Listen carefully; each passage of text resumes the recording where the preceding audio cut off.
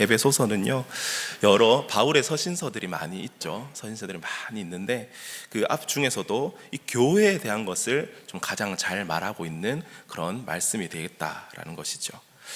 여러분께서 교회를 다니시면서 많이 들어보신 교회에 대한 비유들이 여러 가지 있을 줄로 압니다. 교회는 어떤 곳 많은 비유들이 있는데 그 다 대부분요 이 에베소서에서 나오고 있습니다. 예를 들어서 대표적으로 우리 교회는 그리스도의 몸이다 하는 비유 많이 들어보셨죠, 그죠? 어디 나올까요?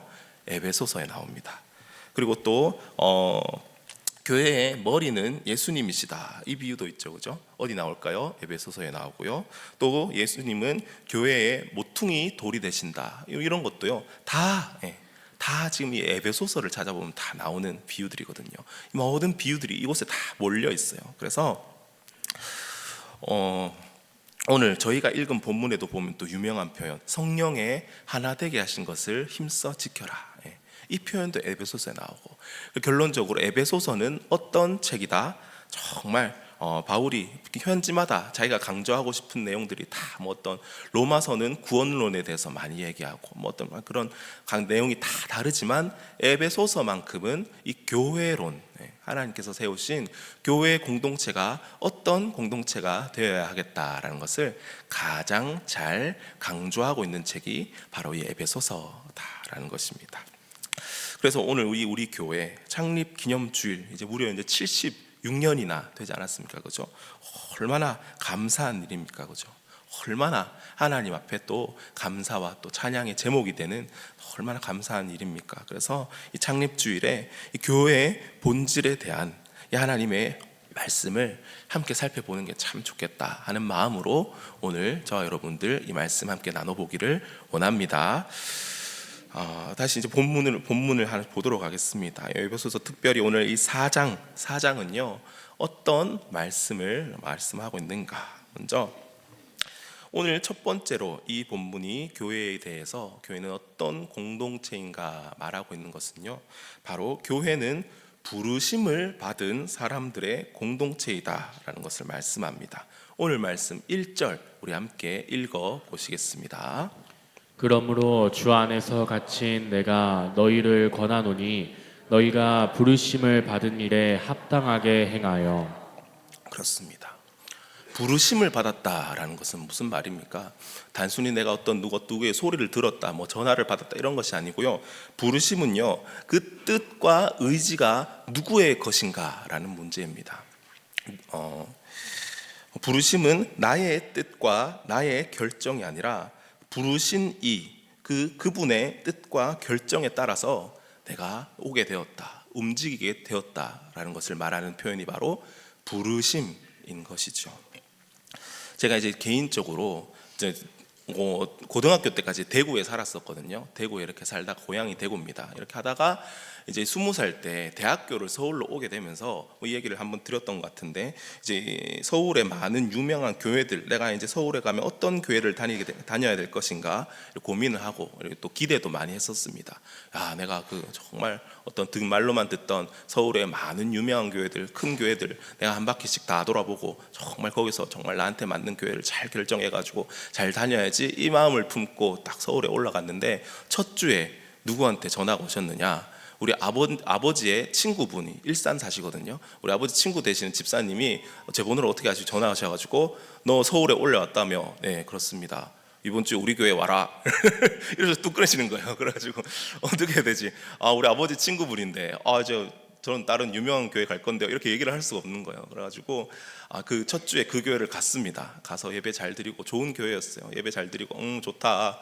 그래가지고 다음 주부터는 못 나온다고 말씀을 드려야지 하고 그 집사님 찾아갔는데 뭐라고 하셨을까요? 다음 주도 올 거지? 네. 알겠습니다. 이제 거기서 또 어른의 그 말에 또 거부를 못 해가지고 그 이후로 제가 전도사 사역을 나갈 때까지 쭉 10년을 내리 그 교회를 다녔습니다. 그래가지고 물론 이제 거절을 못해서 그런 건 아니죠.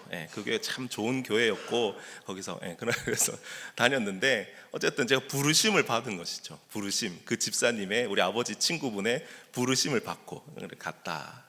제가 그래가지고 마지막에 전도사 사역을 나오면서 그 교회를 이제 정말 정든 교회, 저는 오히려 이제 정말 저 대구에서 다녔던 어릴 때 다니던 모교회보다 더 어떻게 보면 진짜 나의 모교회다라고 생각될 만큼 추억도 많고, 그리고 제가 거기서 배운 것도 많고, 또 많은 신앙의 선배님들과 모든 또 저를 아껴주시고, 지방에서 유학생 올라왔다고 막 잘 챙겨주시고, 이런 또 모든 성도님들의 사랑과 이런 것들도 너무너무 많고, 제가 처음엔 그래가지고 나 딴 데 가고 싶었는데 처음에 그 마음도 있었지만 나중에 모든 10년의 시간들이 다 지나고 나서 돌아보니까 어떻습니까? 눈물이 툭툭 나더라고요. 제가 마지막에 그 나올 때 우리 청년부 친구들한테 다 손편지를 하나하나씩 다 써주면서 나왔거든요. 그래서 그만큼 이러면서 정말 하나님께서 이 10년 동안 나를 요 교회, 정말 작은 교회였습니다. 우리 교회보다도 훨씬 작았고요. 어떤 그 일산에 지하에 예배당을 쓰는 정말 동네 교회, 한 예배 드리면 100분, 150분 정도 오시는 그런 교회였습니다. 하지만 그 규모와 상관없이 하나님께서 나를 어떤 한 사람의 믿음의 사람으로 키워내시기 위해서, 그리고 또 어떤 목회자로 키워내시기 위해서 가장 하나님 보시기에 필요하고 좋은 곳으로 나를 이 집사님 통해서 부르셨었구나 라는 것을 그때 당시에 제가 깨닫게 되었다라는 것이죠. 그래서요, 저희들은 항상 그런 것 같습니다. 저희가 어떤 이런 교회에 대한 어떤 이런 부르심들, 교회에 어떻게 오게 되었습니까? 라고 이렇게 얘기를 하게 될 때, 지금 이 자리에 앉아 계시는 우리 모든 경신교회 성도님들도 다 마찬가지실 거라고 생각이 됩니다. 여러분, 제가 만약에 여기 앉아 계신 여러분께 처음에 우리 교회에 어떻게 오게 되셨습니까? 라고 제가 그냥 계기를 질문을 드리면요, 각양각색의 대답들이 나오겠죠. 저는 아버지 친구 집사님 때문에 왔습니다라고 얘기할 것이고, 또 어떤 분은 그냥 제가 한신 아파트 사는데 집이 가까워서 왔습니다 이렇게 말씀하실 분도 계실 것이고, 또 아니면 또 나의 어떤 친구, 나의 가족이 그냥 오라고 해서 왔습니다 라고 하는 분도 계실 것이고, 그 계기는요 정말 다양하고 다 다를 수가 있을 것입니다. 그러나 분명한 것은 정말 어떤 분은 1년, 어떤 분은 10년, 20년, 심지어 여기 앉아 계신 분들 중에 어떤 분들께서는 40년, 50년 이상 정말 하나님께서 불러서 섬기게 하신 이 귀한 경신교회를 출석하시고 너무나 아름답게 섬겨오신 모든 시간들, 그 모든 것은 누구의 부르심 때문이다라는 것입니까? 바로 우리 하나님의 정말 온전하시고 선하신 계획을 따라서 정말 저 모든 여러분께서 지금 이 자리에 앉아 계시며 이 경신교회 이 76년의 시간 가운데 그 어떤 그 일정 시간들을 하나님께서 여러분을 부르셔서 사용하게 하셨다라는 것입니다. 저도 마찬가지입니다. 저도 혹시 여러분들 이 예배 끝나시고 핸드폰을 꺼내시면요, 혹시 제 번호가 카카오톡에 저장되어 있으신 분들은 제 프로필 사진을 한번 딱 눌러보십시오. 프로필 사진 딱 누르면요, 제가 배경 화면에 거기 이제 무지개가 하나 이렇게 딱 나오게 이렇게 사진 찍어 놓은 거를 여러분 보시죠. 지금 보시지 마시고요. 예배 끝나고 핸드폰 딱 꺼내셔가지고 주호찬 목사 어디 보자 해가지고 한번 눌러보십시오. 그러면 매주 무지개가 있는데, 그 무지개가 어떤 무지개냐? 제가 이제 이쁘네 해서 그냥 찍은 것이 아니고요, 제가 이제 경신교회 면접 보고 난 날 이제 제가 이제 면접 끝나고 나 고생했다 나 자신 이러면서 한 카페 가서 커피 한 잔 마셨거든요. 커피 한 잔 마시는데 저도 고민이 되죠. 우리 목회자분들은 공감이 되실지도 모르겠습니다. 제가 이제 그 전 교회에서 6년을 사역하고 이제 새로운 교회를 이제 옮겨야 될 타이밍이 됐는데, 주님 어디로 가야 되겠습니까?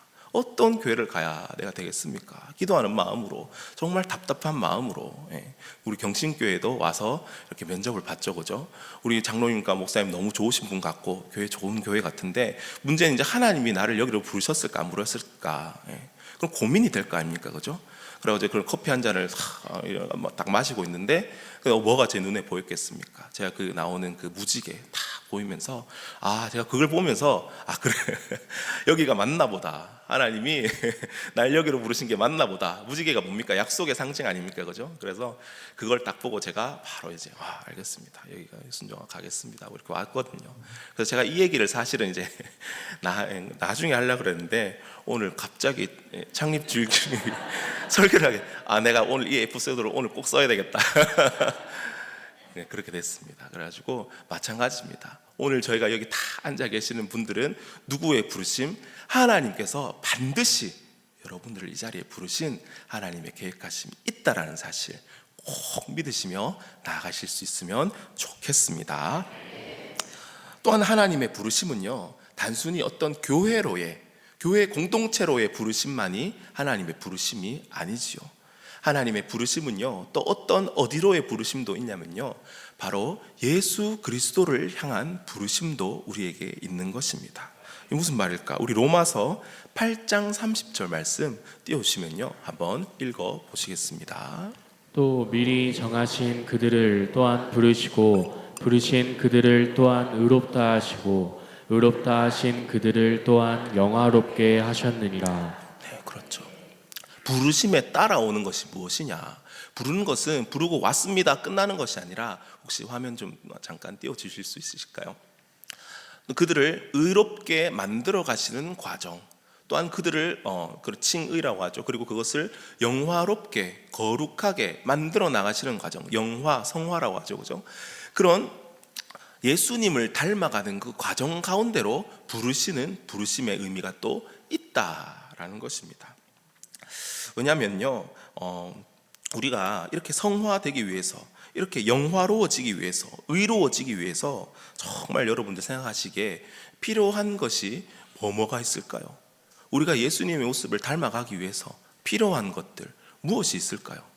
어떤 하나님의 첫 번째는 말씀도 필요하겠죠. 하나님께서 어떻게 말씀하시는가, 그리고 또 그 말씀을 듣고 정말 하나님 앞에 골방에서 정말 나아가서 간절하게 기도드리는 기도도 하나님 앞에 필요하겠죠. 이런 것들을 통해서 우리가 예수님을 더 닮아갈 수 있고 더 거룩해질 수 있고 변화될 수 있겠죠.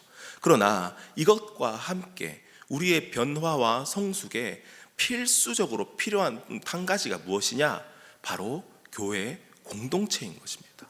교회 공동체. 왜 그렇습니까?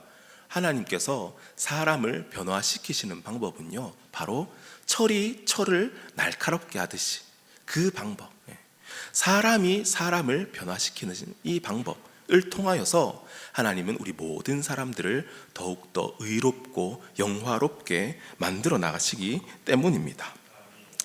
만약에 여러분께서, 이 얘기도 제가 드린 것 같은 어떤 대장장이의 손에 들려져서 한 자루의 날카로운 칼로서 지금 만들어져야 되는 그런 입장이라고 우리가 생각을 해보면요, 어떻겠습니까?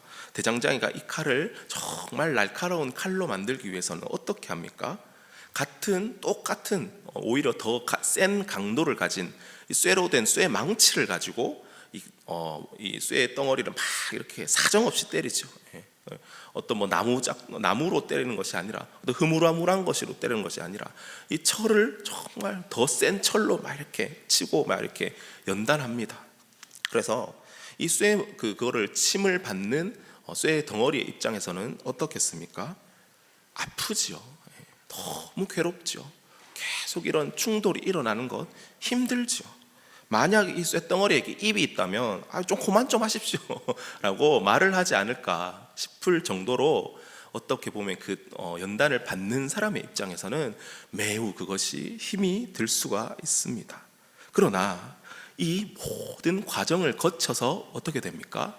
아무 쓸모가 없었던 그냥 하나의 덩어리에 불과했던 이 쇳덩어리가 정말 하나님의 손에 들려져서 뭐 어떤 요리도 할 수 있겠고, 뭐 어떤 무엇을 벨 수도 있겠고, 무엇을 조각하고 만들 수도 있겠고, 여러 가지 하나님의 손에 들려져서 사용될 수 있는 귀한 도구로서 변화되어진다라는 것입니다. 마찬가지입니다. 저희들이요, 이 교회 생활이라는 것을 하면서요, 언제나 항상 하하호호 행복하고 즐거울 수만은 없을 것 같습니다. 왜냐면요, 요즘 청년들이 좋아하는 MBTI라는 그 성격 검사하는 테스트가 있거든요. 그런 거 보면 사람의 성격을 막 엄청 나눠놨습니다. 그리고 어떤 이 성격과 이 성격은 안 맞아서 싸울 수밖에 없다 이런 얘기들을 많이 합니다. 그런 것처럼 우리 모두의 하나님께서 만드신 직접 손으로 빚으신 우리의 기질이 다르고 우리의 성격이 다 다르고 우리의 달란트가 다 다르고 은사가 다르기 때문에 이 교회 안에서 우리가 있을 때는요, 필연적으로 부딪힐 수밖에 없는 것이고요. 그것이 사실은 자연스러운 일이다라는 것입니다. 그러나 하나님께서 그러한 것들을 허용하시고 그렇게 일어나게 허락하시는 이유는 무엇이겠습니까? 우리를 구원으로 부르시고 또 예수님을 닮아가도록 성화시켜 나가시는 그 하나님께서 이것을 통하여서 철이 철을 날카롭게 하듯이 우리를 그렇게 사람을 통하여 변화시켜 가시는 과정이 된다라는 것입니다. 만약에 이 대장장이의 손에 들려졌던 이 쇳덩어리가 네, 여기 대장간은 맨날 나 이렇게 장시로 때리기만 하고 나 이 대장간이 싫습니다. 난 이 대장간을 떠나서 딴 데 가겠습니다라고 하면 어떻게 되겠습니까? 이 쇳덩어리가 그 도구가 변화가 될 수가 없겠죠. 그죠?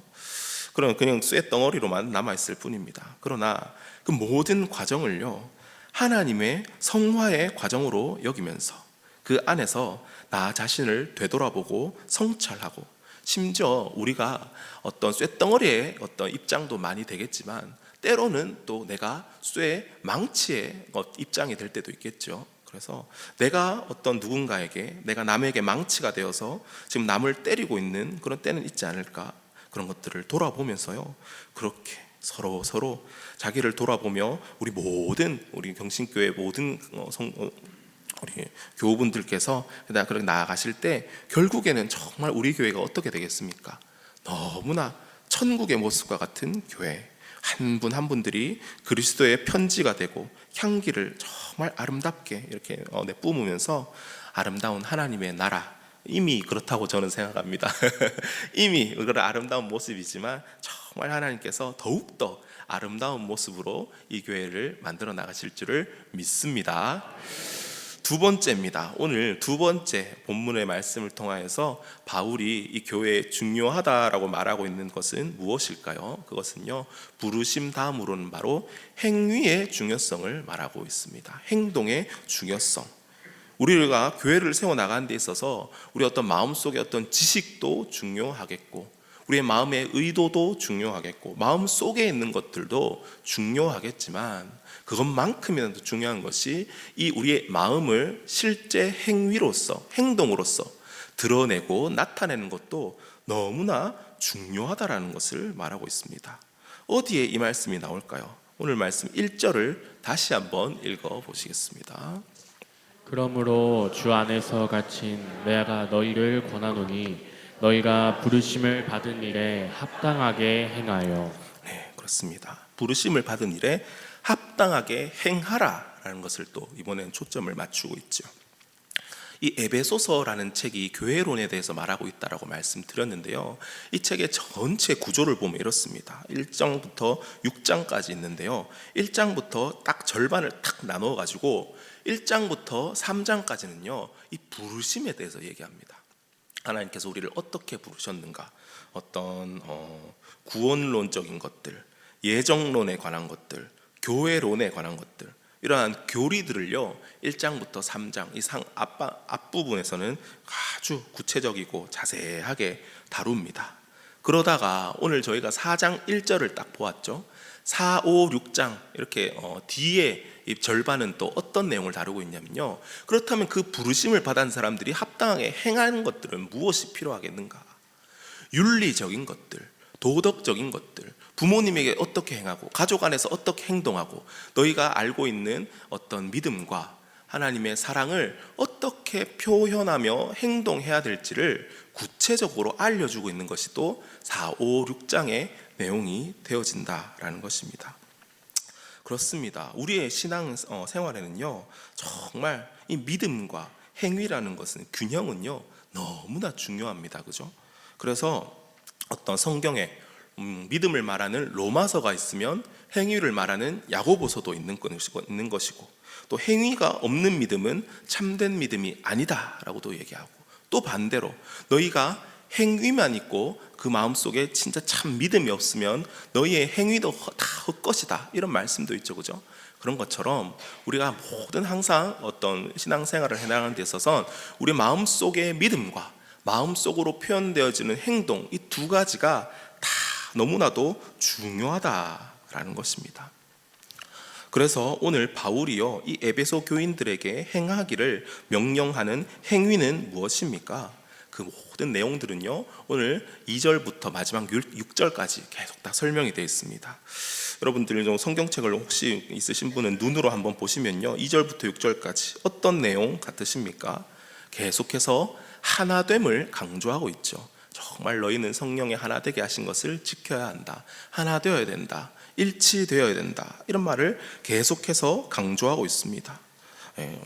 그러니까 하나 되기 위해서 어떤 행동들을 하라라는 것이죠. 특히 6절을 보시면요, 하나님께서도 한 분이시다라고 말하고 있습니다. 분명 하나님께서는요, 세 분의 다른 분이십니다. 그러나 정말 이 세 분이 온전히 하나됨을 통하여서 한 분이 되셨죠, 그죠? 그래서 삼위일체 교리라는 것이 무엇입니까? 세 분이지만 동시에 한 분이시다. 마찬가지로 우리 교회 공동체도 마찬가지입니다. 3위 정도가 아니라 여기 앉아 계신 분만 해도 100위 정도 되죠, 그죠? 100위. 근데 우리가 일체가 되어야 된다. 여러분들, 우리 믿지 않는 우리가 보통 여러 사람들이 공동체가 모여 있을 때 보통 우리가 생각하기에 어떤 의사 결정을 할 때 가장 많이 쓰는 방법이 무엇입니까?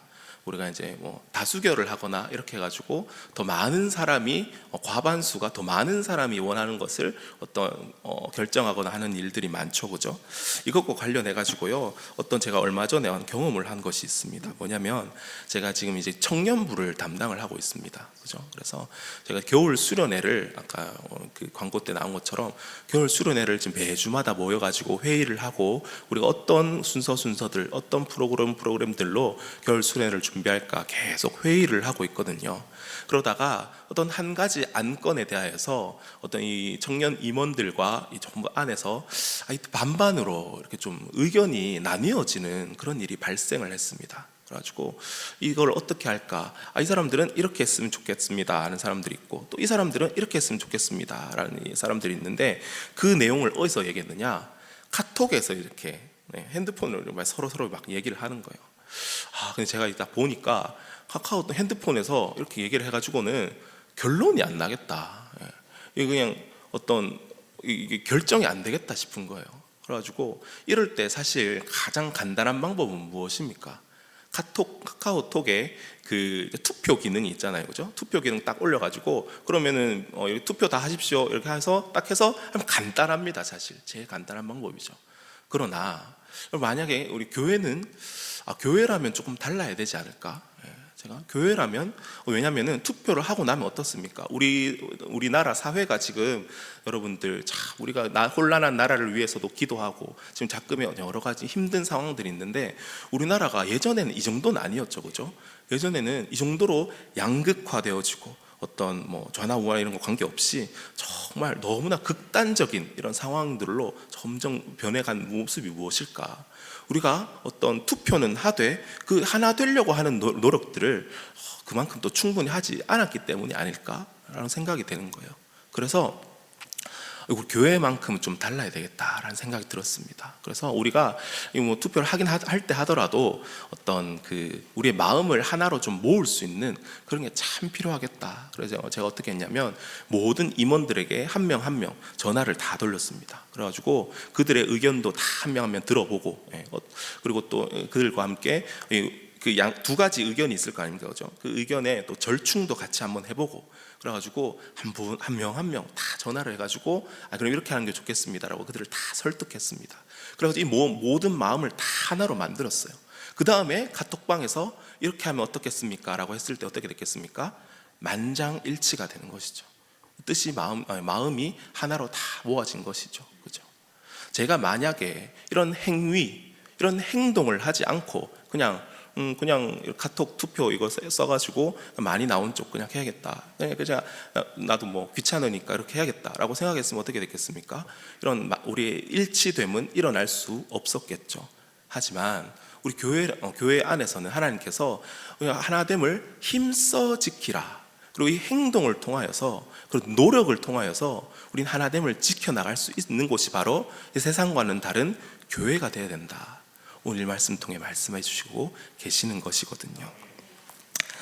그렇습니다. 그래서 제가 이 투표라는 방법 자체가 나쁘다라고 말씀하는 건 절대 아닙니다. 정말 민주적이고 너무 좋은 방법이고, 이것과 함께 우리 교회 안에서는 정말 그런 모든 사람의 마음을 모을 수 있는 그런 것들이, 행동들이 항상 함께 있어야 되겠다. 우리 하나님께서는 결과보다 과정을 더 중요시 여기시는 하나님이시기 때문입니다. 그리고 우리 교회 안에서는요, 우리가 다 부르심도 받고, 그리고 하나님 앞에 다 큰 죄악들, 우리 1만 달란트들을 다 탕감받은 것이 바로 우리의 모습들이죠. 그렇기 때문에 정말 모두가 우리 마음을 합하여 우리가 마음을 모아서 하나님 앞에 이 하나됨들을 계속 또 지켜나갈 수 있는 저와 여러분 되시기를 간절히 소원합니다.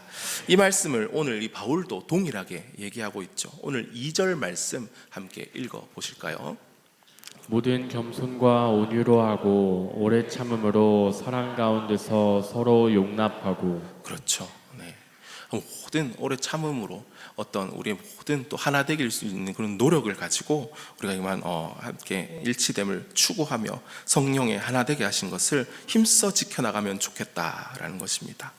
오늘 말씀을 마무리합니다. 오늘 우리 교회 이 경신교회가 이 76년이라는 정말 너무나도 긴 시간까지, 지금까지 오기까지 얼마나 많은 일이 있었을지, 정말 저는 부임한 지 지금 1년 간 넘은 이 부교육자에 불과한 제가 다 알 수도 없고 상상도 할 수 없을 것 같습니다.